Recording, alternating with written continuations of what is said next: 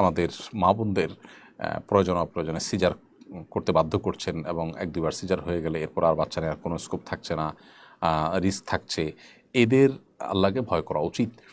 এবং আমরা যারা চিকিৎসা নিচ্ছি তারাও এক্ষেত্রে যথেষ্ট সচেতন হতে হবে, দায়িত্বশীল হতে হবে এবং খেয়াল রাখতে হবে যে কোনোভাবেই যাতে আমাদেরকে বিপদগামিতার পথে নেওয়া না হয়। আল্লাহর ভয় আছে এরকম চিকিৎসকের পরিমাণ খুবই কম, কিন্তু যাদের মধ্যে এরকম আল্লাহর ভয় আছে, আখিরাতে জবাবদিহিতার চেতনা আছে, তাদের কাছে চিকিৎসা নেবেন এবং নিজেরাও যত্নশীল থাকবেন যত সম্ভব যাতে নর্মাল ডেলিভারি হয়। নর্মাল ডেলিভারি হওয়ার জন্য ফিজিক্যাল মুভমেন্ট, প্রচুর পানি পান করা সহ আরও ডাক্তাররা যে সমস্ত পরামর্শ দিয়ে থাকেন সেগুলো আমাদের আমলে নেওয়া উচিত। আর সেই সাথে আল্লাহর ভয় ডাক্তারদের করা উচিত যারা অপ্রয়োজনে সিজার করছেন শুধুমাত্র বিলটা বাড়ানোর জন্য কিংবা তথাকথিত জন্ম নিয়ন্ত্রণের এজেন্ডা বাস্তবায়ন করবার জন্য। যদি এরকম কেউ করে থাকেন, আল্লাহর কাছে কিন্তু কিয়ামতের ময়দানে তাকে পাই করে